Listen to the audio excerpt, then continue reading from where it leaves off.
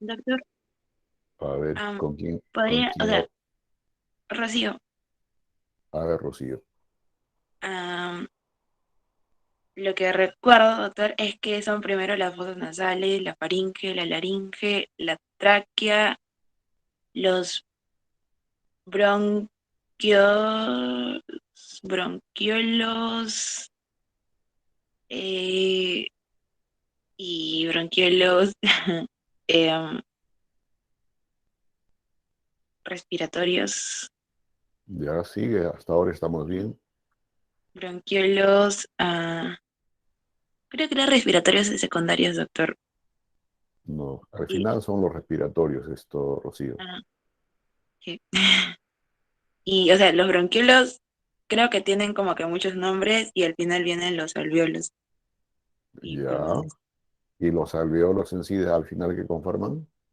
Los pulmones, Los pulmones. Los pulmones, a su vez, ¿de qué están revestidos?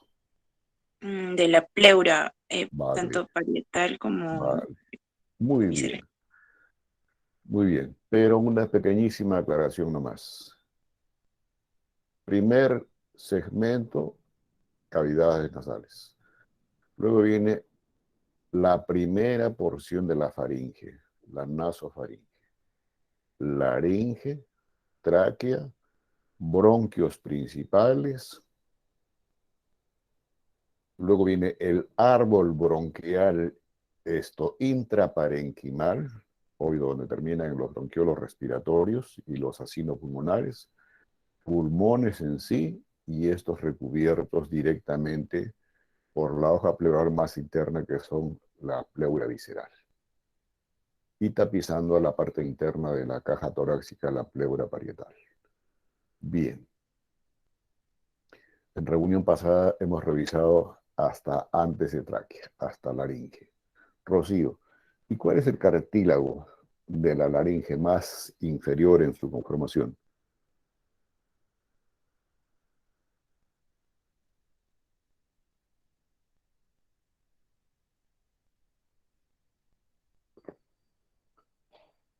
¿Me escuchaste? El Rocío, cricoides, doctor. cricoides, muy bien. Pues bien, jóvenes, aquí el cricoides está recubierto por músculos. Y este específicamente es el tubérculo anterior que tiene el cricoides en su arco, valga la redundancia, anterior, y después ya continúan los anillos traqueales. Pues bien, entonces, la tráquea es continuación de la laringe, y la tráquea tiene una porción cervical y una porción más extensa que es la porción traqueal o intratorácica. Entonces, la ubicación específica, ya considerándolo como en relación con las otras estructuras, tiene una disposición anteromedial de la región cervical y también de la región torácica, siempre ubicado por delante del esófago y cuando ya está en su porción torácica es por detrás del esternón. La dirección que sigue es una dirección vertical, recta, pero siempre tiene una inclinación de adelante hacia atrás. Significa esto de que la primera porción de la tráquea es anterior o ubicado más adelante y su último segmento, como para que sea entendible la descripción, como que se va pegando a la columna vertebral. Entonces, por tanto, hay menos espacio de separación entre los tejidos blandos de la región cervical y más espacio de separación en la misma caja torácica en relación con el esternón. Y se ha estimado, por ejemplo, que el espacio de separación, que es el espacio pretraqueal a este nivel, es de 1,8 centímetros y en la región torácica de 4,5 centímetros. Ahora, esta disposición así de la porción torácica de la tráquea también, entre comillas, se ve favorecido. ¿Por quién? por la conformación que tiene la caja torácica, porque la caja torácica tiene un estrecho superior y después la conformación o la disposición que sigue el esternón es de atrás hacia adelante.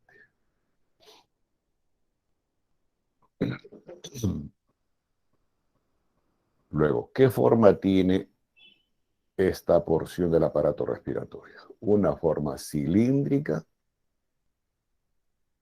pero siempre como si estuviese aplanado en el sentido antero-posterior, y esto por tanto le permite tener un mayor diámetro en el sentido transverso. Y se estima que más o menos es de 15 a 20 milímetros de diámetro transverso y un diámetro antero-posterior de 10 milímetros. La extensión o el lugar donde se origina y donde termina, considerando la columna vertebral que está hacia atrás, obvio es donde termina la laringe, que es a nivel de C6, y como misma estructura traqueal termina a nivel de T4 o T5. Esta variación va en relación con la longitud y con la constitución del individuo. Ahora, entre C6 y T4 o T5 puede tener una longitud de 9 a 11 centímetros, promedio en longitud en la mujer de 11 centímetros y en el varón de 12 centímetros.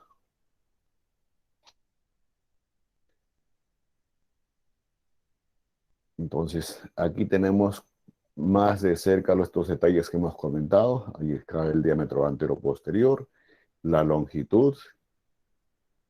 Luego, en cuanto a la conformación en sí, sigue predominando el tejido cartilaginoso en estos diferentes anillos que conforman la tráquea. Pero de estructura cartilaginosa, esto es anterior por si acaso, y este segmento de la tráquea es posterior. Entonces, solamente hay tejido cartilaginoso formando estos anillos en la región anterior y laterales. Y en su segmento posterior está desprovisto de tejido cartilaginoso. Por eso se dice de que los anillos cartilaginosos diferentes que conforman la tráquea son anillos cartilaginosos incompletos. ¿Y qué estructura hay acá? Aquí hay tejido blando que más adelante vamos a conversar, pero que constituye una lámina transversa a este nivel. Entonces, ahora, estos diferentes anillos que acabo de comentarles están unidos por un ligamento que une bien el borde inferior con el borde superior del siguiente anillo traqueal. Ahora, si bien es cierto que aquí en el esquema se ven como que los arcos fuesen uniformemente distribuidos, no es así, jóvenes. Tiene irregularidad en sus bordes. Hay zonas que son más delgadas, otras más gruesas. Hay inclusive zonas en que determinada superficie del cartílago suprayacente con el mismo adyacente se unen, pero ya son peculiaridades en la conformación de la tráquea. Entonces, lo que predomina es tejido fibrocartilaginoso, estructura ligamentaria y tejido, una lámina transversa, que después vamos a ver cómo en sí está conformado esto. Ahora, si bien es cierto que termina a nivel de T4 o T5, el último cartílago conformante de la tráquea a este nivel y donde termina como estructura de tráquea tiene esta configuración. Y precisamente esta configuración permite la formación de un tubérculo en el lumen de la tráquea, que tiene un nombre específico. ¿Para qué? Para que venga la continuidad del árbol tráqueo bronquial para la división en bronquio principal derecho y bronquio principal izquierdo. Entonces, y esta es la división, ¿no? Y más o menos el ángulo de separación que hay entre ambos bronquios principales promedio es de 75 a 80 grados de separación. Y acá inclusive se describe que puede haber un ligamento interbronquial, como dando la estabilidad a estos dos bronquios principales. Todo esto es externamente de la tráquea, pero ¿cómo es la característica del lumen de la pared interna? Entonces, anillos traqueales unidos y recubiertos por una envoltura fibrocartilaginosa. Y esta estructura fibrosa se origina ¿dónde? En el borde inferior del cartílago cricoides y se continúa en el resto de la conformación de la tráquea hasta los bronquios. ¿Cuántos anillos en promedio conforman la tráquea? 16 a 20 anillos cartilaginosos, como vuelvo a repetir, incompletos e irregulares. Y las estructuras que los mantienen unidos reciben la denominación de ligamentos anulares.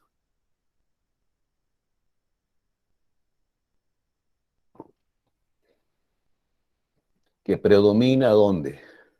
En la región posterior. Y esto justamente es la superficie interna de la pared posterior.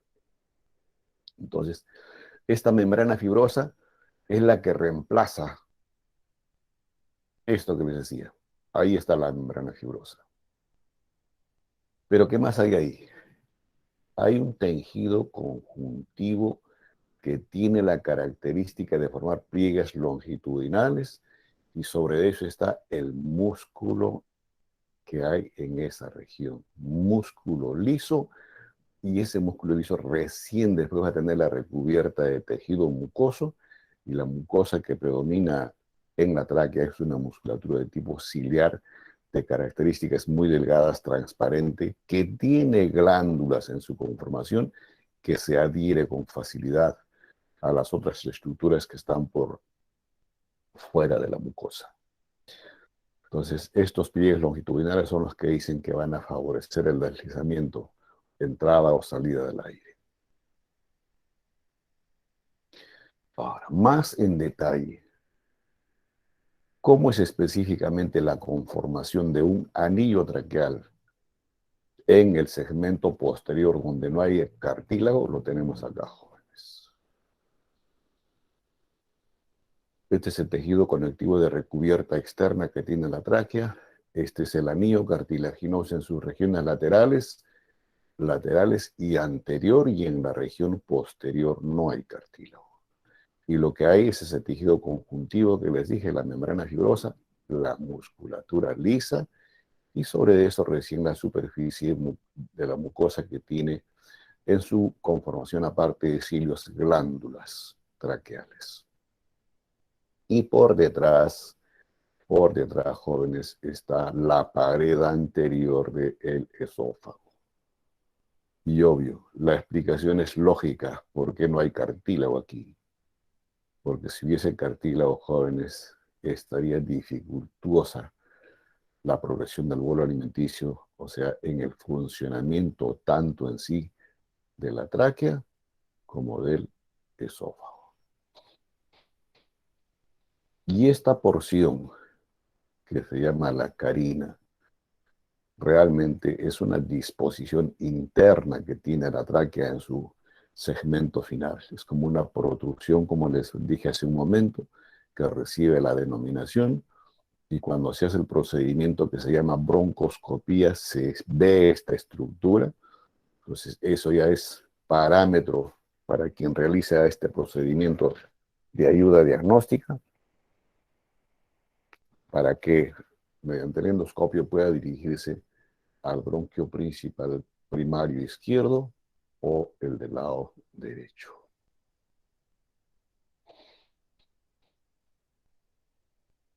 Bueno, hasta ahí como características propias de tráquea, su ubicación, y lo que falta por describir son sus relaciones anatómicas.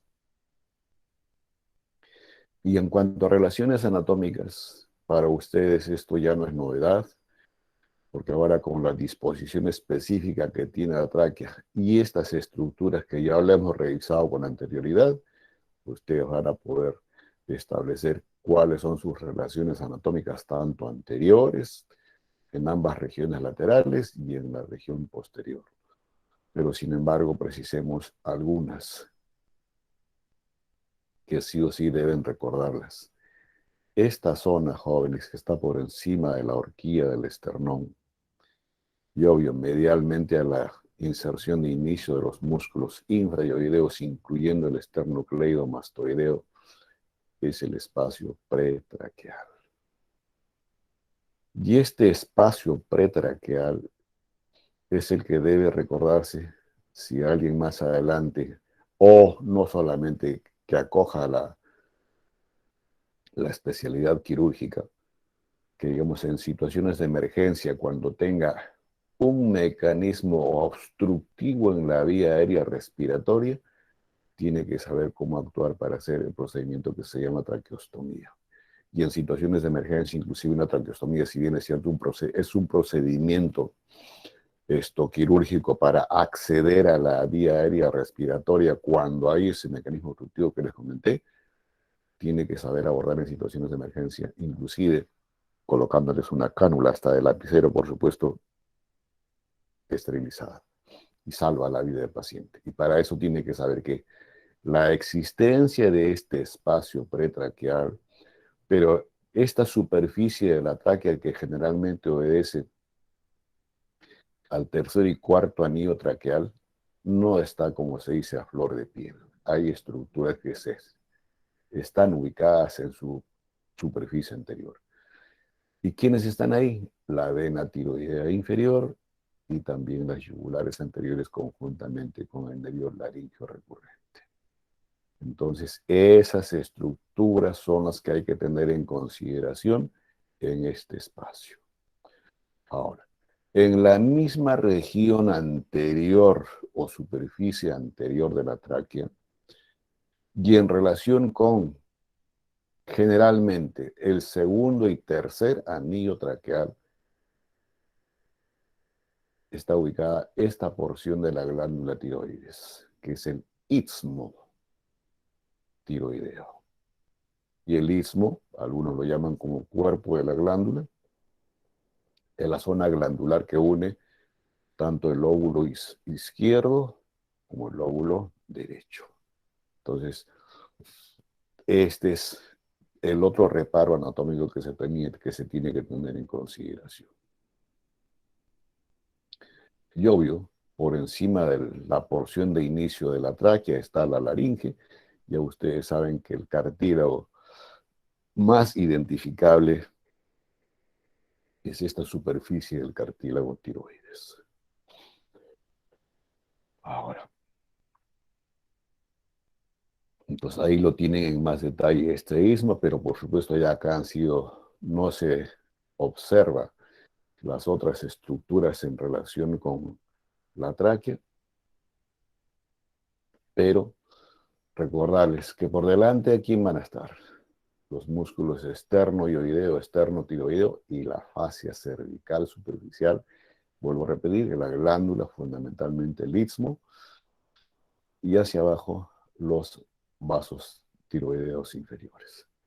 Hacia atrás, jóvenes, la estructura que predomina en su relación anatómica es el esófago, e interpuesto entre la pared anterior del esófago y posterior de la tráquea, que hay un tejido conjuntivo laxo que los permite una adherencia no fija, sino laxa como, y eso les permite movilidad bien al esófago o bien a la tráquea. Lateralmente, ¿qué hay? Superiormente, estamos hablando de las relaciones anatómicas en la región cervical de la tráquea, están los lóbulos tiroideos, el paquete vasculonervioso característico en esta zona. Si, digamos, consideran a ustedes ahí esquematizado el esófago, aquí se va a conformar un surco tráqueo-esofágico y por ahí va a transcurrir el nervio laríngeo recurrente, que es importante tenerlo en consideración cuando se hace cirugía o tiroidectomía. Debe haber patología en la glándula tiroides. Eso en cuanto a sus relaciones anatómicas en la región cervical. Lo mismo que les he comentado hasta aquí, jóvenes. Aquí está la fascia pretraqueal. Aquí está el istmo en relación con el segundo y tercer anillo traqueal. Algunos hablan del cuarto.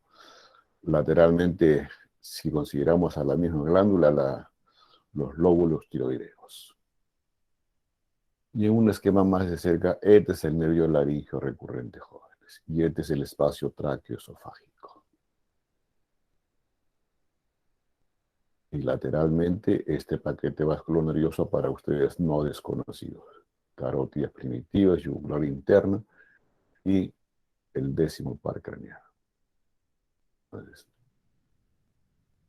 ahora, en la región torácica, ¿cómo son sus relaciones anatómicas? Anteriormente, esta es una vista anterior, jóvenes, y con proyección del el estrecho superior de la caja torácica, clavícula, esternón, ya en esquema con las estructuras en sí, lo tenemos acá. Entonces, por delante, ¿quién va a tener la tráquea? Al manubrio esternal, e interpuesto entre tráquea y el manubrio del esternón, dependiendo de la cronología del individuo. Esto, si es niño, obviamente todavía va a haber glándula o estructura glandular del timo. Pero si estamos ya en edad adulta, definitivamente solamente va a haber restos de la glándula timo, porque este timo involuciona a medida que se transcurre en la edad cronológica. También la presencia de la vena tiroidea inferior, la presencia del tronco brachiocefálico, esto izquierdo. Hay jóvenes que después van a conformar la vena cava superior, el arco de la aorta, y este arco de la aorta no solamente va a tener relación con la cara anterior de la tráquea, sino también con el bronquio principal izquierdo, luego también con el tronco arterial brachiocefálico que va a dar origen a la subclavia y a la carótida común, y más internamente a estas estructuras que acabo de comentar van a estar el plexo cardíaco profundo y los ganglios linfáticos a ese nivel. Ahora, ¿qué hay en la región lateral izquierda y derecha? Aquí es diferente. Aquí todo esto es mediastino, jóvenes, ocupados fundamentalmente por una estructura noble que es el corazón. Ahí están los parénquimas pulmonares que han sido traccionados lateralmente con la intención de tratar de identificar mejor las estructuras con las cuales se relaciona el lado derecho. Entonces, la primera estructura con la cual se relaciona la tráquea en el lado derecho es con el pulmón del mismo lado. La vena brachiocefálica también está presente ahí. La vena cava superior, como la están viendo. El nervio vago que desciende a este nivel acompañando al esófago. Y la estructura que guarda estrecha relación es la vena ácigos mayor. Y en el lado izquierdo, ¿qué hay? Esta estructura. Callada de la aorta, ya el inicio de lo que es la carótida común izquierda y el nervio vago que tiene este comportamiento a este nivel. Y hacia atrás, el esófago, como ya se los comenté. Y para que tengan una idea más concreta de este tejido conjuntivo laxo que pone en relación tanto la cara posterior de la tráquea como a la superficie anterior del esófago, este es el tejido fibroelástico, jóvenes. Obvio que ha sido traccionado hacia atrás el esófago para poner en evidencia mejor estas estructuras. Esto es lo que adhiere, entre comillas, o pone en contacto mejor la superficie posterior de la tráquea con la anterior del esófago. Entonces, esta es la relación posterior que tiene la tráquea. Y cuando termina la tráquea, jóvenes, ya les dije que es una estructura propia de la tráquea, porque es en el lumen, es la carina. Y ahí viene el bronquio primario izquierdo o principal izquierdo y el del lado derecho. Entonces, el resumen de esta primera estructura de la mañana de hoy, que es continuación de la laringe, en la conformación general del aparato respiratorio. Aquí, para resumir las relaciones anatómicas en la región cervical y en su región torácica anterior, posterior y lateralmente, y aquí se va a dar diferencia bien, ¿es izquierdo o es derecho? Está todo lo que hasta ahora ha sido descrito. Ahora, ¿quién irriga la tráquea? Dependiendo, jóvenes. Si hemos descrito inicialmente una porción cervical y otra torácica, pues la irrigación también es un tanto diferente. El segmento superior, fundamentalmente es a expensas de las arterias tiroideas inferiores, como ustedes las están viendo aquí. Están ramitos ahí. Mientras que la porción torácica recibe ramos de irrigación provenientes de la torácica interna y de los ramos bronquiales cuando está en su segmento más inferior.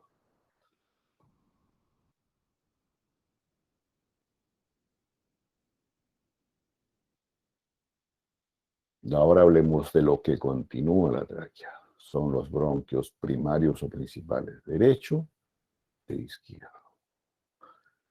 Entonces, ¿dónde se inician estos bronquios? Dos referencias. Si es propia de la tráquea, la carina. Y si es estructura de reparo considerando topográficamente a la columna vertebral, pues es a nivel de T4 o T5. Y algunos dicen proyectivamente a nivel de la sexta costilla. ¿Y dónde termina? Obvio, donde ya el bronquio entra en la conformación de lo que es el hilio pulmonar, tanto en el lado derecho como en el lado izquierdo. Ahora, ambos bronquios son iguales, no son iguales. Tienen algunas diferencias y las diferencias radican en que en cuanto a su dirección, diámetro o calibre, la longitud y las relaciones anatómicas que tiene bien el bronquio principal derecho o izquierdo. Y una primera característica de estos dos bronquios se dice de que el bronquio principal derecho es como si fuese ligeramente más posterior en comparación con el del lado izquierdo. Siempre está el ángulo que les comenté. Ahora, ¿cuáles son esas diferencias de ambos bronquios?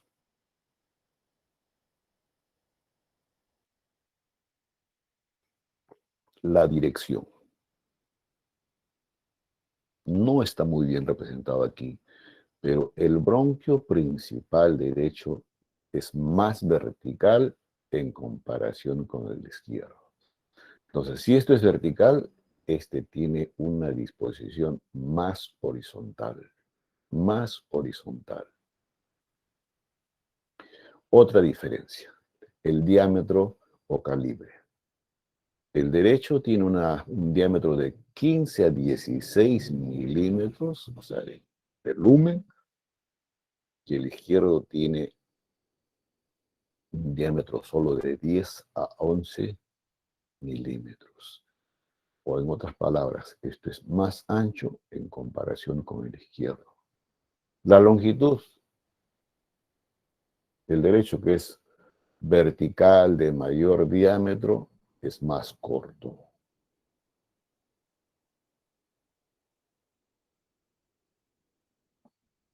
Solamente mide 20 a 25 milímetros, otros hablan de hasta 30 milímetros, mientras que el del lado izquierdo mide en longitud 45 a 50 milímetros. Y la explicación para esto es fácil, pues jóvenes. ¿Para dónde se proyecta más la silueta cardíaca? ¿Dónde está el ápex?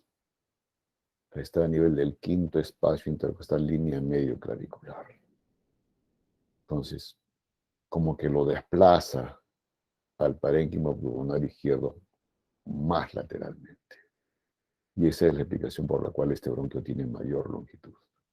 Entonces, si este es menor y este es mayor longitud, los anillos traqueales conformantes del bronquio principal derecho son de 6 a 8 anillos, mientras que en el lado izquierdo hay la presencia de 9 a 12 anillos. En cuanto a la forma, esto no lo describen la mayoría de textos, es que esto tiene como una ligera concavidad hacia arriba, mientras que este no tiene concavidad, dice más o menos en su longitud como si fuese una S itálica, pero de baja pronunciación. En cuanto a relaciones anatómicas, las relaciones anatómicas que tiene el derecho con el izquierdo son totalmente diferentes. Y una primera relación anatómica y que es evidenciable aquí en este esquema es que superiormente al bronquio principal derecho está la presencia de la vena ácigos, pero aquí formando un callado de la ácigos, o si quieren, cabalgando sobre el bronquio principal derecho. Y si hablamos de cabalgamiento, pues esto es de posterior a anterior. El bronquio principal izquierdo tiene otra estructura que cabalga o está en su superficie o borde superior, y es el callado de la aorta. Esas son las dos relaciones gruesas que tienen estas dos estructuras. Pero no son las únicas. No son las únicas. Así, por ejemplo, bronquio principal izquierdo.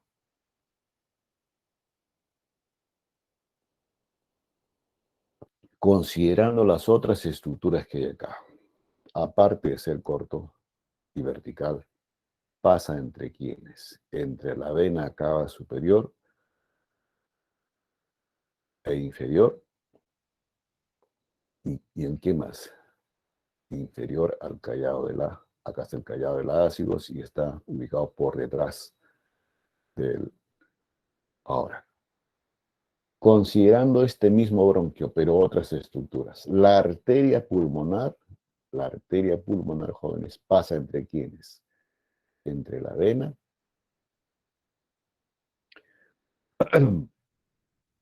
entre la vena cava superior y la aorta que está anteriormente. Y las venas pulmonares siempre están por debajo. Y los vasos, al igual que los vasos bronquiales. Eso es en el lado derecho, aparte del callado de la ácidos. Y en el lado izquierdo, este, que es más horizontal, la primera, vuelvo a repetir y recalcar, inferior al callado de la aorta. La arteria pulmonar izquierda se dirige hacia arriba y adelante del bronquio. Mientras que la vena pulmonar izquierda pasa por delante del bronquio y por debajo de la arteria. Y los vasos bronquiales son inferiores. Una cosa es arteria y vena pulmonar y otra cosa son los vasos bronquiales. Cuando digo arteria y vena pulmonar tienen que ver con lo que es transporte de sangre para la hematosis. Mientras que los vasos bronquiales, como el término lo dice, es para irrigar la estructura bronquial intraparenquimal y el mismo parénquima pulmonar. ¿No es cierto? Ahora, hasta aquí hemos llegado, jóvenes. Se sobreentiende y es lógico deducir que aquí va a estar ubicado el hilo pulmonar. Pero esto es una de las estructuras conformantes del hilo. Las otras, ya les he ido comentando, es la arteria y vena pulmonar, y los vasos bronquiales, amén de la estructura linfonodal y la inervación. Entonces, después, ¿cuál es el comportamiento de los bronquios intraparenquimalmente? Y acá es más perceptible la diferencia en cuanto a longitud del bronquio principal derecho con el izquierdo. Entonces, ya dentro del parénquima pulmonar, jóvenes, viene una primera división bronquial intraparenquimal. Bronquio lobar, superior, medio e inferior. Mientras que en el lado izquierdo solamente superior e inferior. Y después estos siguen las divisiones respectivas, pero siempre yendo de mayor a menor calibre. Y la división bronquial puede llegar hasta una división hasta del octavo orden. Pero cuando se llega a esta última división ya estamos frente a lo que es los bronquios lobulares. Y estos apenas llegan a tener 1 milímetro de diámetro. Y si seguimos con la división más extrema ya en relación con los acinos, está el bronquio terminal. Y este bronquio terminal, sus medidas promedio son de 0.3 a 0.6 milímetros. Y estos últimos, que ya están en relación con los acinos y sacos alveolares, no tienen la presencia de cartílago, desprovistos de cartílago, pero sí mantienen la presencia de las glándulas y la estructura ciliar. Y de estos músculos que hemos comentado en la región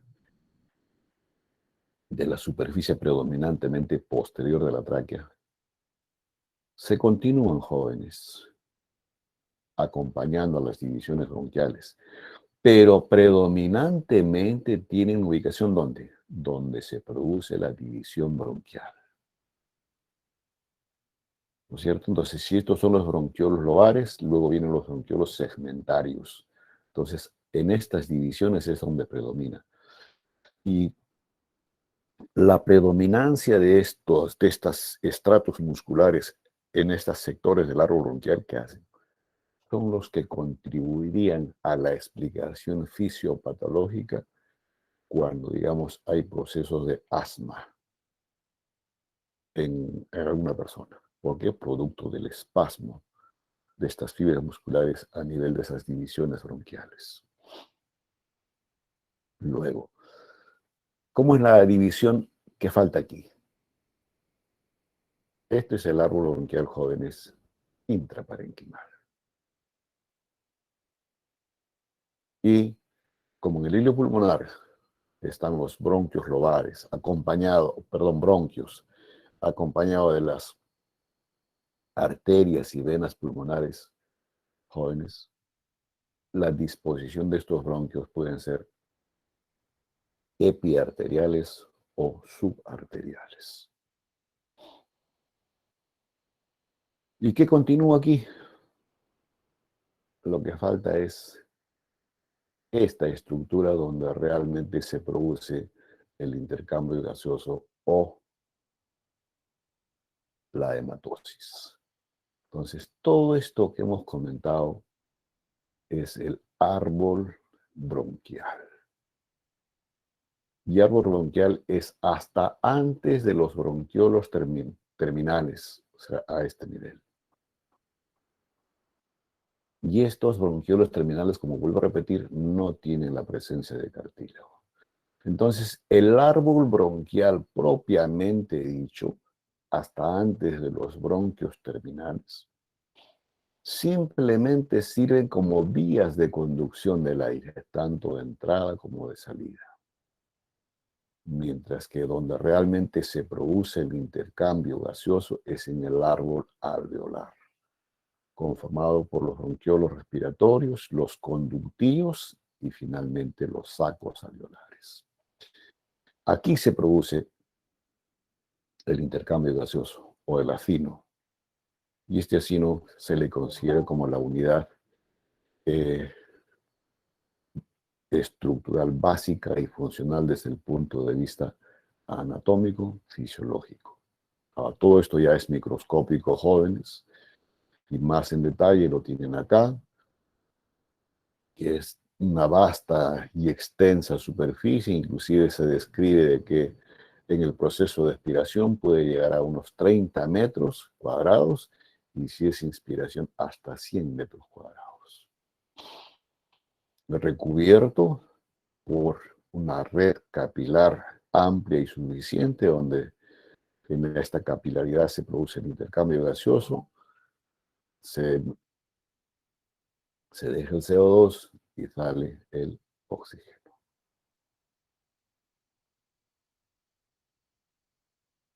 Esto es lo mismo que está representado en este esquema, que son los lobulillos pulmonares, que al final después van a, esto es lo más extremo, y si tratamos de reconstruir, serían pues los conjuntos de acinos conforman los lobulillos, o la agrupación de lobulillos van a conformar los segmentos pulmonares, la confluencia de segmentos dependiendo del sector del pulmón que estemos escribiendo van a conformar los lóbulos, y finalmente los lóbulos determinan el parénquimo pulmonar en sí. Entonces ya estamos en pulmones, jóvenes.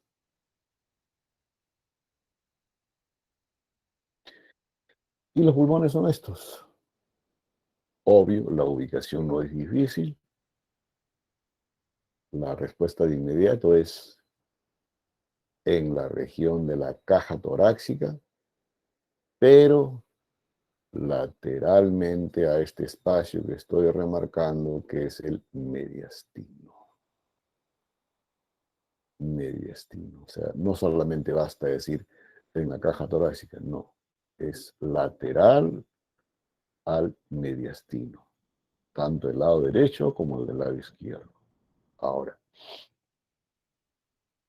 si bien es cierto de que esto es el parénquima pulmonar, esto tiene la recubierta inicialmente de la pleura visceral, adheriva a la superficie misma del parénquima pulmonar y después se refleja y se adhiere a la superficie interna de la caja torácica cuando tiene este comportamiento último que acabo de comentar de la pleura parietal. Ustedes están viendo aquí a simple vista que prácticamente este pulmón derecho es más grande en comparación con el izquierdo como de mayor volumen. Y sí, y si hablamos de volumen, se estima que más o menos el volumen del lado derecho es de 875 centímetros cúbicos y del lado izquierdo 750 centímetros cúbicos. Ahora, hay variaciones cuando se trata de una inspiración máxima. Se dice que en el varón puede llegar a 1600 centímetros cúbicos y en la mujer a 1300 centímetros cúbicos. Obvio que esto varía, jóvenes, en relación a la cronología del individuo. En un recién nacido, los parénquimas pulmonares, y esto entre comillas lo que voy a decir, es como si estuviese involucionado. ¿Por qué? Porque el útero no respira, jóvenes. Y solamente se alcanza la inspiración o el mecanismo de inspiración y expiración en el recién nacido. Entonces, en el recién nacido recién se expanden estos pulmones. Por eso es que se describe que en un nati muerto, o sea, en un feto que no llega a nacer, por eso se llama nati muerto, esto se retiran ambos parénquimas pulmonares y se pone sobre una superficie de agua, ese pulmón se hunde o se va al fondo del envase. ¿Por qué? Porque no tiene aire. Pero de una persona diferente que ya tuvo mecanismo respiratorio va a flotar porque tiene aire.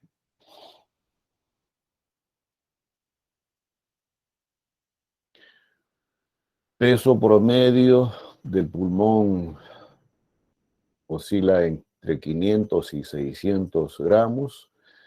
El color que permite identificar la superficie de los pulmones es un color rosado cuando se es niño, porque se sobreentiende que esto recién empieza su mecanismo respiratorio y a tener en contacto con el aire atmosférico, mientras que en un individuo, esto ya adulto, adquiere una coloración grisácea y esta coloración grisácea es más manifiesta, inclusive con puntos negruzcos en la superficie del parénquima, en gente que trabaja en mina y generalmente los trabajadores de atajo abierto. Si hablamos un poco de la consistencia, siempre se describe de una consistencia elástica, por eso es que el pulmón se insufla o se desinsufla en el mecanismo inspiratorio o expiratorio. Luego, en cuanto a su forma, tiene la forma de una pirámide, por tanto, se habla de una base y un vértice. Y aquí en el vértice, jóvenes, y generalmente la zona del vértice está demarcada ¿por quién? Por la presencia del primer arco costal, igual en el lado derecho. Y en este vértice, jóvenes, existe un ligamento de disposición anteroposterior. Por tanto, este ápice, en relación a este ligamento, permite establecer diferentes relaciones anatómicas, bien se trate del segmento medial del vértice o del segmento lateral. Luego, no solamente tiene base y vértice, sino tiene, como se le compara como la forma de una pirámide, entonces tiene esto que están viendo aquí, que son las caras laterales o costales, porque están en relación con la caja torácica, costillas. Esto que está en relación con el mediastino, es la cara de la misma denominación, mediastinal o media o interna. Y finalmente está la base de esta pirámide, que no se llama base, sino si describimos caras, es la cara inferior o diafragmática, porque la relación anatómica estrecha es con este músculo, diafragma. Y vayan reparando ya en esta estructura, jóvenes, que es pleura. Miren la adherencia, qué forma de este nivel, qué otra de este nivel y qué forma más medialmente y posteriormente. Y eso, este esquema deben recordarlo cuando hablemos de pleuras. Si tiene base, tiene ápice y caras, también tiene bordes. Borde anterior del lado derecho, aquí está el del izquierdo.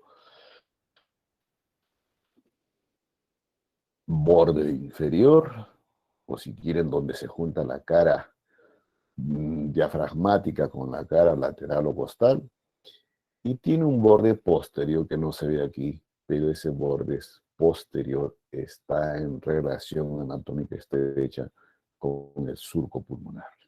¿Y qué cosa es surco pulmonar? Ustedes ya lo saben cuando hemos revisado caja torácica.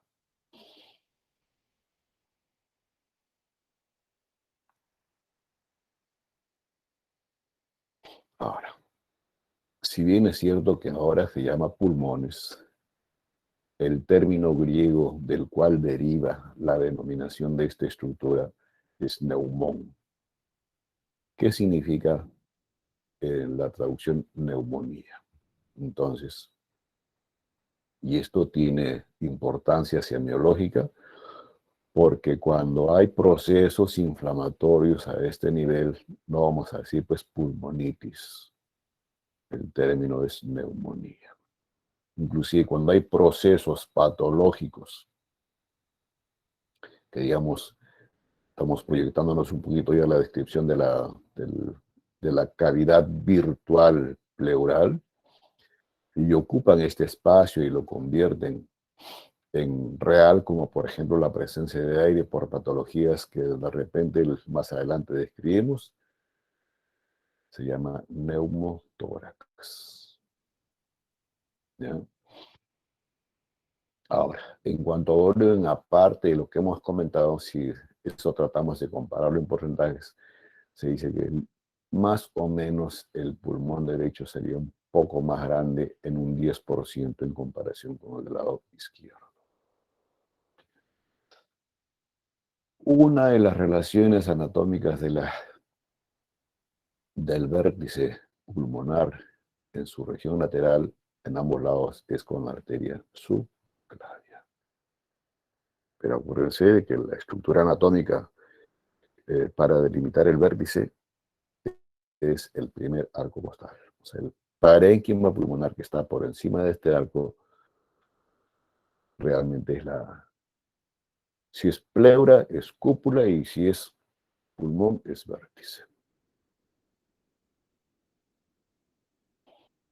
Precisemos algunas características más de cerca de ambos pulmones. Hemos hablado de cara anterior, perdón, anterolateral o costal, de una cara mediastínica, de una cara diafragmática, bordes, cara, perdón, borde, base y vértice.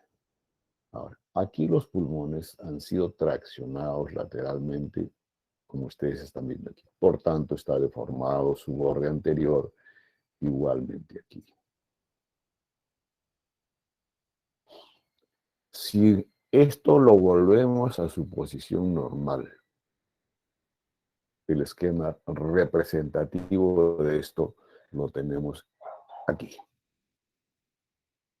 Esta es la cara netamente anterior, la región anterolateral, y esta es la costal propiamente dicha. Pero todo en conjunto, por las relaciones que tiene con las estructuras conformantes de la caja torácica, se llama cara costal o lateral. ¿Qué hay? Primero, una línea horizontal y otra línea oblicua en el pulmón del lado derecho, y solamente una línea oblicua en el lado con el pulmón derecho.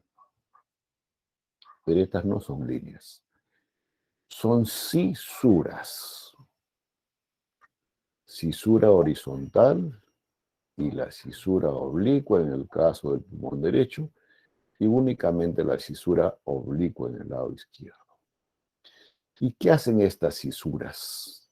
¿Por qué la presencia de estas líneas o cisuras en la descripción de la superficie de los pulmones? Ya les dije hace un momento que lo que recubre al mismo parénquima es la pleura visceral. Pues esta pleura visceral, cuando llega a este nivel, se prolongan, se introducen internamente, como haciendo contacto con la superficie del hilo pulmonar, y delimitan una región superior del pulmón derecho y se llama lóbulo superior. El mismo comportamiento para esta cisura oblicua en relación con la pleura visceral, y entre la cisura horizontal y la oblicua está el lóbulo medio, y el más inferior es el lóbulo, valga la redundancia, inferior.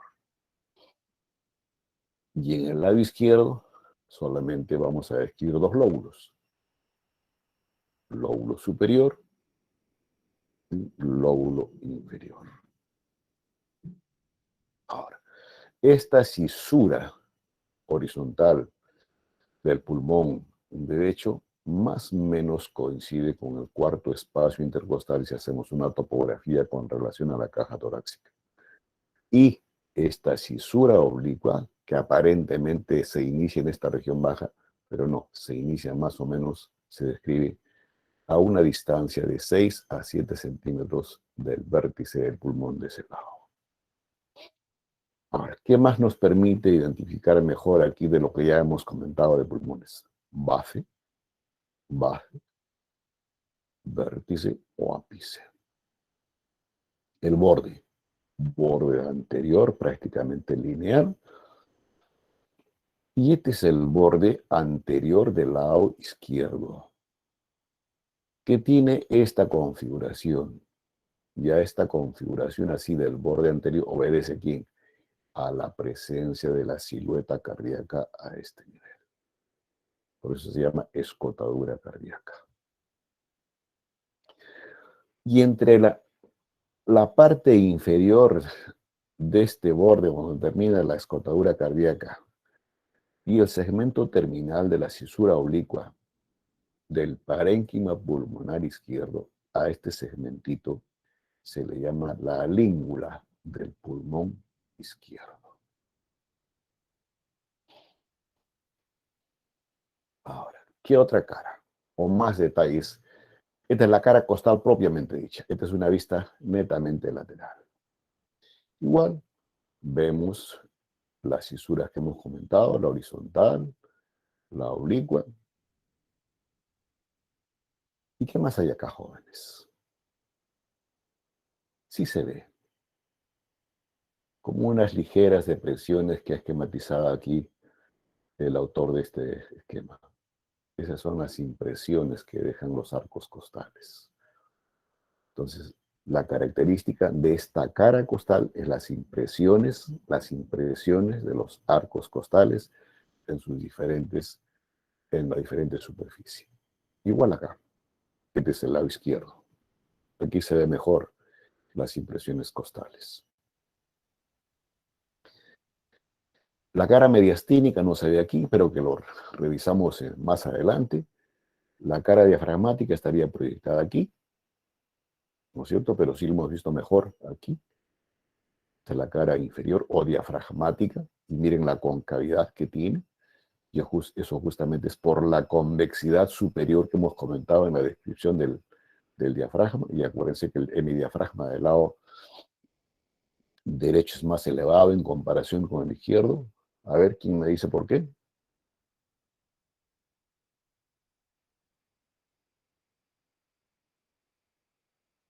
La ubicación del corazón, doctor. ¿Quién habló? Rocío. No, Rocío. Disculpa que te diga no, hija. El corazón está acá. Aquí no hay corazón, Rocío, a no ser que tengas un apéndice de corazón ahí. Ah, perdón, perdón, el hígado, doctor, el hígado. Ah, ahora cambia la figura. Ya decía yo. Tanto quiere esta chica, pero no. Hígado, Rocío. Por el hígado, jóvenes. Y la presencia de la glándula hepática no solamente en que esto sea más elevado, sino también influye en otras vísceras que hay. Y más adelante vamos a revisar de la cavidad abdominal. Entonces, cara costal del lado derecho y cara costal del lado izquierdo. La cara diafragmática se las acabo de explicar. Y lo que falta por describir es esta superficie, jóvenes. La cara mediastinal o media. Y específicamente esta es la cara, si es que no se ubican jóvenes, les pongo el esquema nuevamente. Esta es la cara mediastínica. Mediastínica. Lo mismo acá, cara mediastínica. ¿Estamos? Y acá está la glándula timo, si no la vieron antes. Entonces, de esa cara vamos a hablar. Aparentemente no hay nada aquí. Aparentemente. Pero sí tiene detalles anatómicos. Y aquí están los detalles anatómicos. Repasemos. Borde anterior, la escotadura cardíaca, reconocible este parénquima, no solamente por las impresiones, sino por la presencia de una sola cisura. Esta es la cara inferior o diafragmática y aquí está el borde posterior. Lóbulo inferior, lóbulo superior. ¿Cuál es la primera estructura que debe recordarse en la descripción de lo que es cara medial o mediastínica del pulmón tanto derecho como izquierdo? Esto. hilio pulmonar. Arteria pulmonar, ¿cierto? El bronquio principal izquierdo. La arteria aquí es superior, que esto lo vamos a revisar con más calma, cómo es la conformación o la disposición de estas estructuras iliares, bien derecha o izquierda. Entonces no nos detengamos mucho aquí, sino detallemos las otras impresiones que hay en esta cara mediastínica del pulmón, en este caso izquierdo. Primero, la impresión cardíaca, que es el más anterior. Hacia arriba, la impresión que deja el primer arco costal.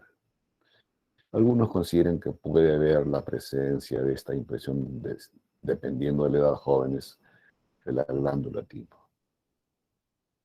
Luego, la impresión que deja, en este caso, el tronco branquiocefálico izquierdo. El surco que se labra a este nivel, la arteria subclavia. La huella que deja la tráquea. ¿Qué más?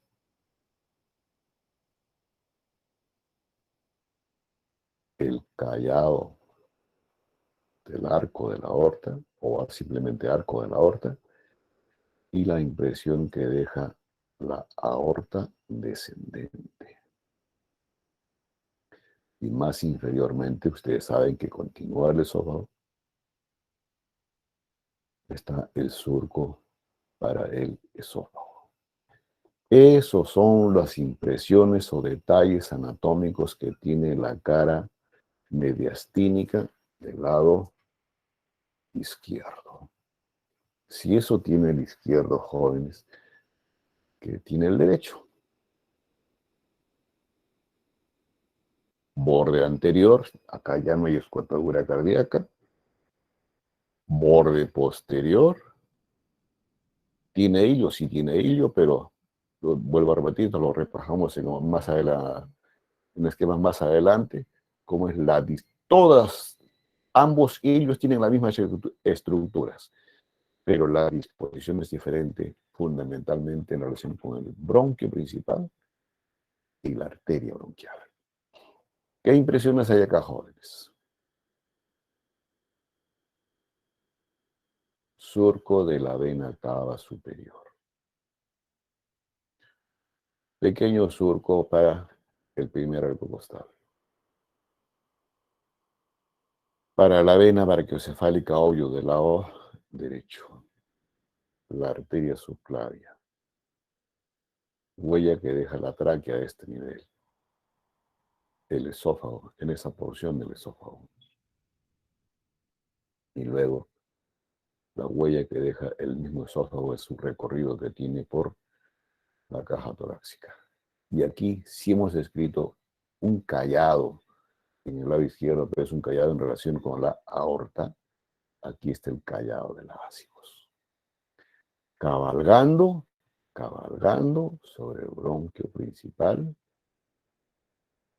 en este caso derecho. Aquí están ambas caras mediastínicas para que las comparen ustedes. Derecho e izquierdo. Y como a ustedes más les gustan las letritas, pues ahí tienen el resumen de lo que hemos comentado. Las impresiones en la cara interna, medial o mediastínica, tanto el pulmón derecho como izquierdo. Y esto es el hilio, jóvenes. La primera estructura, bronquio principal derecho y bronquio principal izquierdo. Pero en el siguiente esquema vamos a identificar mejor estas estructuras que conforman el hilio pulmonar. Pero vuelvo a repetir que está bronquio, arteria pulmonar, vena pulmonar y arterias bronquiales.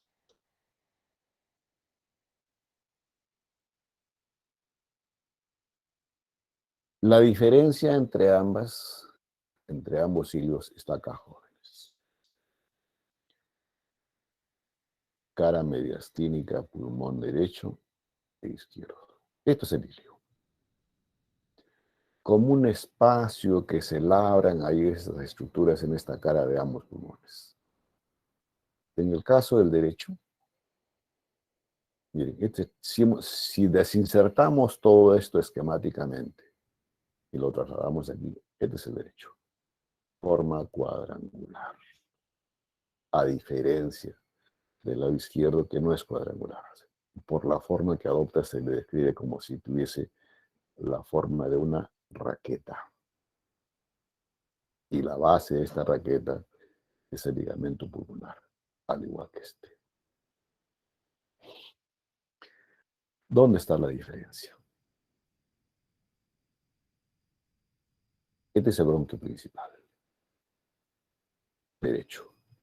La arteria pulmonar se ubica anterior al bronquio. Esa es la relación anatómica más primordial que guardan estas dos estructuras. Y esa es la otra diferencia. Mientras que en el lado izquierdo, el bronquio está por debajo de la arteria. Entonces, por eso se dice que la arteria pulmonar en el hilio del lado izquierdo es epiarterial, y algunos exageradamente para hacer la diferenciación dicen que este es epaarterial, porque no es totalmente definitivo inferior, pero es mejor describirlo anterior. Entonces, esas son las dos diferencias fundamentales: la forma y la distribución o posición en el hilio del bronquio en relación con la arteria.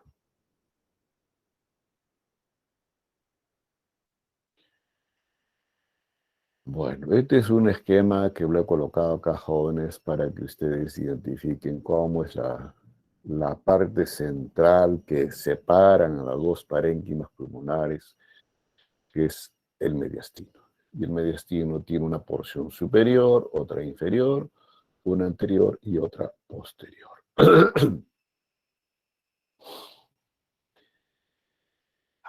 Lo que falta revisar es parénquima pulmonar en sí. Y también describir, aunque ya lo hemos hecho, esto, cómo es la distribución de los bronquios segmentarios. Entonces, esta distribución de los bronquios permite hablar esto de segmentos pulmonares, tan igual como hemos ya revisado segmento hepático. Entonces, bronquio lobar superior, medio e inferior en el caso del lado derecho, lobar superior y lobar inferior en el caso del lado izquierdo. Anteriormente, por lo que se describía de que el pulmón derecho es más grande en comparación que el izquierdo, tiene más capacidad ventilatoria, que tiene 3 lóbulos, y solamente el izquierdo 2, entonces a este le comparaban con la presencia de más segmentos y a este con menos segmentos. Pero actualmente la descripción de segmentos es que ambos pulmones tienen la misma cantidad de segmentos.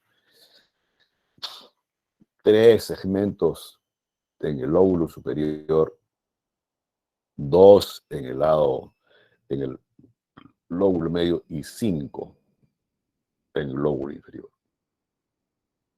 Y en el caso de el pulmón izquierdo, acuérdense que hice énfasis en la língula, en el caso del pulmón izquierdo, la parte más inferior del lóbulo superior, a la parte superior o más alta del lóbulo superior izquierdo, se le compara como si fuese el superior propiamente dicho del lado derecho. Y a la língula, por tanto acá van a haber jóvenes 3 segmentos, y a la língula se le da el equivalente como si fuese el lóbulo medio del lado derecho. Entonces por acá va a haber 2 segmentos. Y al lóbulo inferior hay la presencia de 5 segmentos. Entonces ahí están los 10 segmentos que tiene cada parénquima pulmonar. Y en base a estos jóvenes, y después ya viene la división de cuarto orden, quinto, sexto, octavo, hasta llegar a los bronquiolos respiratorios y terminales, jóvenes, al final se logra establecer esto que se llaman pulmones, cuyas características ya les hemos comentado, y agregar a esto que hemos dicho de pulmón, que tiene cara costal, tiene un vértice, tiene una base, tiene una cara mediastinal, donde están las diferentes impresiones, la cara diafragmática.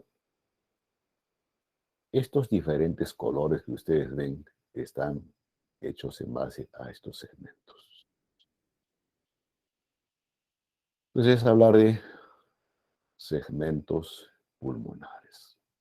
Y estos segmentos pulmonares tienen diferente representación.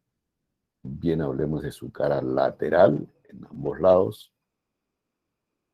de su cara posterior o de su cara mediastinal. Pero así guardando este parámetro. 3 en el superior, 2 en el medio y 5 en el inferior. Entonces, van a estar los 10 segmentos. Aquí están proyectados el segmento superior o apical del lóbulo superior. Este es el anterior del lóbulo superior y este es el posterior. Ahora, ¿por qué se habla de segmentos? La misma explicación que se dio para lo que es segmento hepático. O sea, cada una de estas porciones de pulmón tienen las mismas estructuras que hemos comentado en la presencia del pulmón en general. Pues tendrá su bronquio del orden que le corresponde, ¿no es cierto? Su arteria y vena pulmonar, arteria bronquial, linfonodo y inervación. Entonces, la importancia es anatomoquirúrgica y la explicación también es igual, ¿no? Tan igual como hemos comentado para ello, lo mismo, la misma explicación para pulmón. Simplemente lo que tienen que hacer es recordar nada más. Recordar nada más. Esa es la proyección anterior. Y esta es la proyección posterior, jóvenes. Aquí inclusive está con la comparación de los diferentes arcos y espacios intercostales, las apófisis espinosas de las diferentes vértebras en la región torácica y la representación de esos diferentes segmentos en la región lateral nuevamente. Y aquí está la representación en la cara mediastinal, tanto del pulmón derecho como del pulmón izquierdo. Ahora, ustedes ven que hay como una, sí, jóvenes, cada segmento o interpuesto entre un segmento y otro tiene el mismo comportamiento que hemos escrito de la pleura visceral, separando. Pero obvio, no es tan manifiesto como la separación cuando hemos hablado de las fisuras que divide esto, bien lóbulos superiores e inferiores en el izquierdo, o bien superior, medio e inferior en el lado derecho. Y la explicación esquemática, comparando esto que les he explicado al inicio de hablar de segmentación hepática y la representación gráfica en su cara anterior, lateral y medial, la tienen aquí, jóvenes. Es el resumen de todo lo que hemos comentado. Ahora, hoyo de segmento. Ahora, ¿es factible de que esto se determine mediante procedimientos de ayuda diagnóstica? Sí, jóvenes. Puede ser a través de estudios tomográficos o radiográficos. Y hoy esto ya es tema de dominio, para quienes hacen ya la especialidad de esto de imágenes y rayos X. Cuando decimos imágenes se refiere a ecografía, tomografía, resonancia, etcétera. Obvio que, por supuesto, los primeros que hicieron la especialidad de la médica de esto no sabían nada de ecografía, no sabían nada de tomografía ni de resonancia, pero actualmente sí. ¿Y qué recubre a los pulmones, hemos dicho?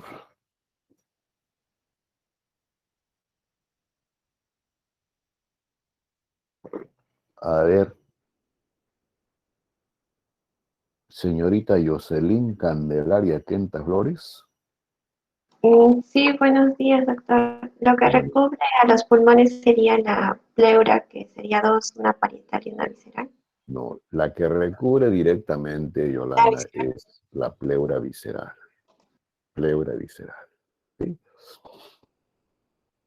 Pues bien, entonces hablemos de lo último de la parte de relación a pulmones. Pleura, jóvenes. ¿No es cierto? Pleura visceral cortadita y aquí adheriva la pleura parietal. Entonces, primero, ¿qué son las pleuras? Son hojas cerosas que recubren a determinada estructura. Y si hablamos de pleura, pues entonces recubren, en este caso a pulmones y a la superficie interna de la caja torácica. Y entre ambos, o sea, esto sería ya prácticamente, pero entre la pleura parietal y la visceral, existe la presencia de un espacio virtual. Oreja con lo que digo, espacio virtual. Y en este espacio virtual, jóvenes, inclusive la presión intratorácica es diferente a la presión atmosférica. Y en esta cavidad que es virtual, jóvenes, hay la presencia de líquido, obvio pleural, pero una cantidad mínima fisiológica que permite que recubrir, bañar estas superficies para el trabajo del pulmón. Porque el pulmón se insufla y se desinsufla por el mecanismo de inspiración o expiración. Y si hablamos de presión negativa intratorácica o de la presión de esta cavidad, dice que hay una presión negativa de 5 a 9 milímetros de mercurio en la fase expiratoria y que esta presión negativa es mayor 10 a 15 milímetros en la fase inspiratoria. Ahora, si hay líquido, la pleura visceral o pulmonar que se adhiere firmemente al parénquima pulmonar, a diferencia de la cápsula que recubre al hígado y la cápsula que recubre al riñón, que son fácilmente despegables, tiene la propiedad de exudar líquido. O sea, es la que fabrica el líquido pleural para lubricar, entre comillas, a este espacio. Y el trabajo, entonces, por tanto, se va a caracterizar por tener la presencia de vasos sanguíneos. Y esta es la que se va a introducir en las fisuras. Y también se va a reflejar a nivel de los hilos pulmonares. Mientras que la pleura parietal tiene vasos, sí, pero tiene vasos linfáticos. Entonces, si tiene vasos linfáticos, reabsorben este líquido exudativo de la pleura visceral y se mantiene el equilibrio de la cantidad de líquido normal, fisiológico, que debe haber en este espacio virtual que es la cavidad pleural. Ahora, recuerden de que el pulmón tiene diferentes caras, lateral o costal, mediastínica e inferior. Pues también así, por el comportamiento que tiene esta pleura visceral en esas diferentes caras y superficies del pulmón, también se habla de sacos serosos en relación a esto, ¿no? Pleura costal, pleura diafragmática, pleura mediastinal. Y en la pleura mediastinal existe una estructura que es esta de acá, jóvenes, que lo describo más adelante, que es la pleura, el ligamento pulmonar. Y todo esto, el espacio que dejan, vuelvo a repetir, es el mediastino inferior, superior y posterior. Ahora, si bien es cierto que estos pulmones, su función fundamental es la de hematosis, o sea, respiratoria, esto puede tener mecanismos secretorios, ya les he explicado a través de cuál de las hojas pleurales, también contribuye, jóvenes, al mantenimiento del equilibrio ácido básico. Este es otro de los mecanismos que nos permite a nosotros mantenernos en una homeostasis diferente que hematosis, jóvenes, en una homeostasis dentro de lo normal. Entonces, si vamos a hablar de porciones que tiene la pleura y que se introduce en las cisuras, la pleura visceral. ¿Qué pasa con esta pleura visceral mediastinal en relación con el hilo pulmonar? Contornea todas las estructuras que hay, inclusive acompañan hasta determinado sector a estas estructuras ya en su transcurrir intraparenquimar. Pero en su región inferior se unen y se reflejan hacia el diafragma, formando una estructura así a la manera de ligamento, por eso justamente se llama el ligamento pulmonar. Y esto es presente tanto en el lado izquierdo como en el derecho. Y después ya se refleja bien a la cara superior del diafragma y ya adquiere es la misma pleura, pero por el contacto que hace con esa estructura de la pared inferior de la caja torácica, es la pleura parietal y después nuevamente sigue el contorno del resto de la caja torácica. Ahora, este comportamiento así de la pleura visceral cuando ya hace contacto con la superficie de la caja torácica no es uniforme en toda la caja torácica. Y también no solamente esta es la única estructura ligamentaria que, digamos, entre comillas, da la fijación o estabilidad a los pulmones. Entonces, el comportamiento de esta pleura que les decía cuando se refleja a la pared costal o al diafragma, forma como unas prolongaciones, como que digamos, como que no alcanzase, salvo que sea inspiración máxima, la superficie del parénquima pulmonar.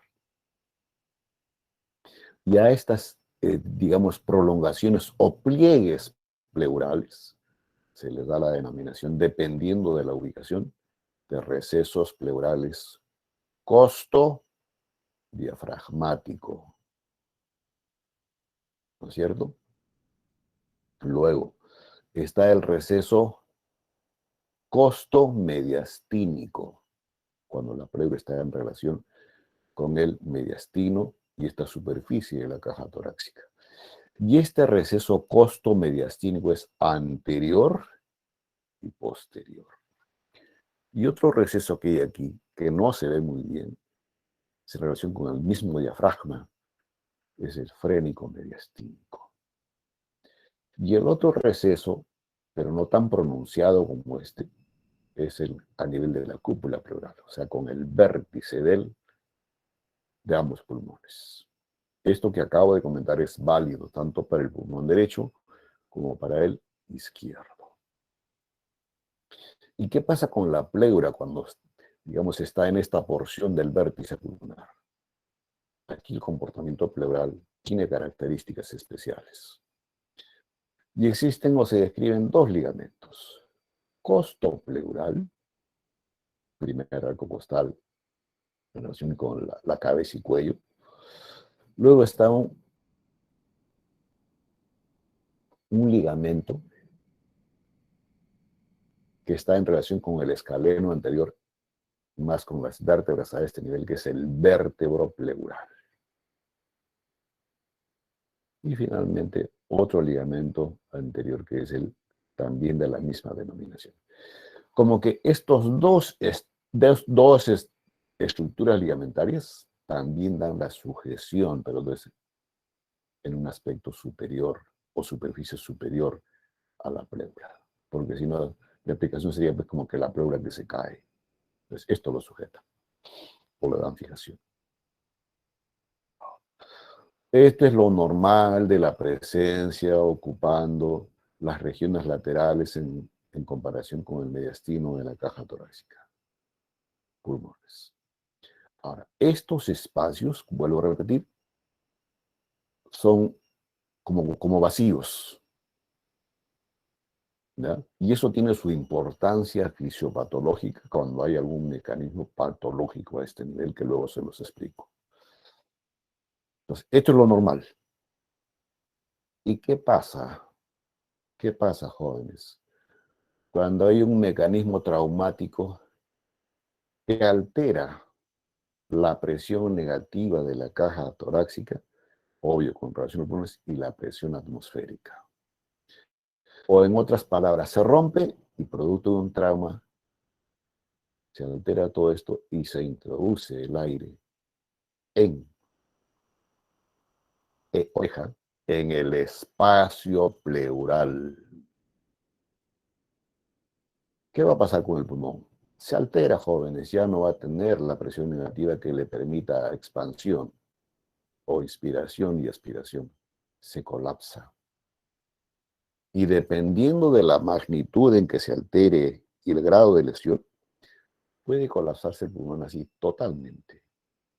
Y este espacio, ¿quién lo reemplaza al pulmón? Aire, jóvenes, en este caso. Y si hay la presencia de aire, se habla de neumotórax. Ya he terminado la clase prácticamente, jóvenes, sino que les estoy poniendo la importancia de saber de estos espacios, porque después cuando llegan a cirugía se les pregunta, y no solamente a los internos, sino al residente, no saben explicar esto. Y no es concebible, si ya tienen los conocimientos previos anátomo-fisiológicos. Pero no solamente es aire lo que puede ocupar esto, ¿no es cierto? Puede haber otros elementos extraños que lo convierten a esta cavidad virtual en real. Entonces, aquí la cavidad pleural de virtual se convirtió en real. Y a alguien se le ocurre que otros elementos extraños pueden alterar o de virtual lo pueden transformar en real a este espacio pleural. A ver, no tengan temor en manifestar la idea.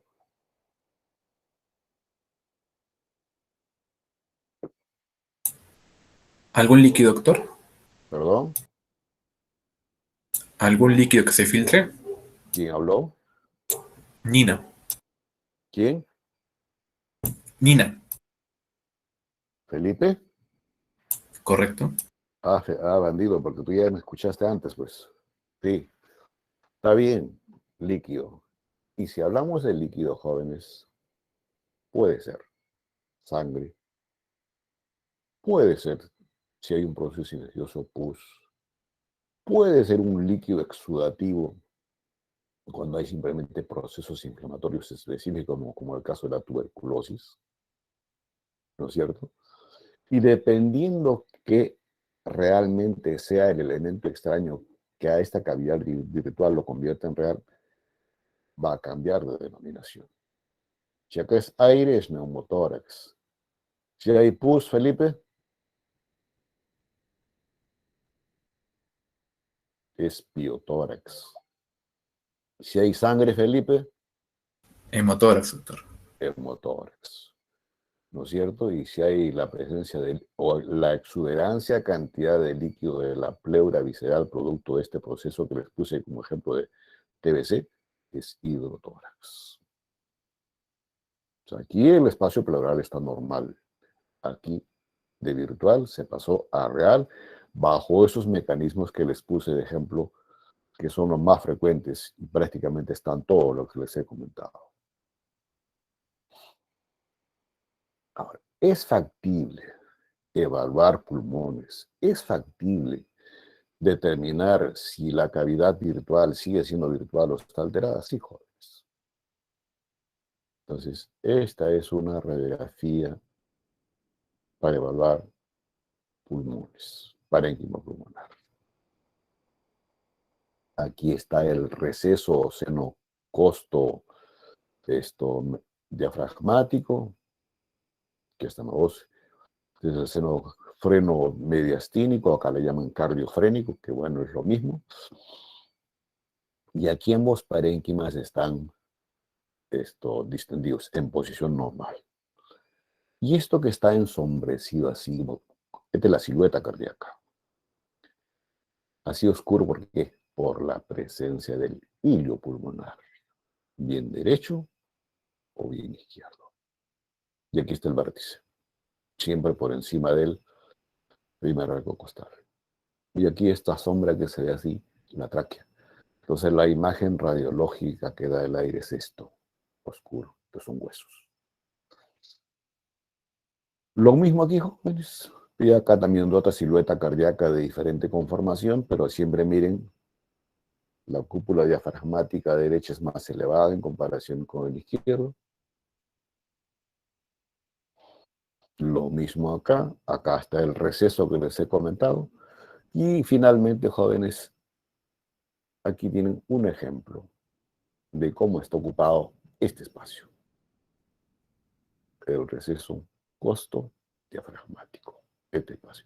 Y está ocupado por líquido, diferente al de aquí, jóvenes. Totalmente diferente. Entonces, ya más adelante les comentarán de que cuando hay la presencia de este líquido que ocupa este seno o receso, se llama la clásica o el signo radiológico de Damasov, que es lo primero que les van a enseñar ustedes cuando hagan semiología de aparato respiratorio. Siempre y cuando tengan el interés de enseñarles y también ustedes el interés exhaustivo de aprender. Si tuviesen alguna pregunta, jóvenes.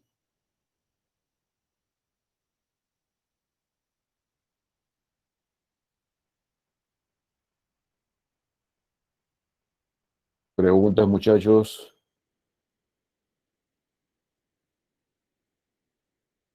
Que nos queda un pequeño espacio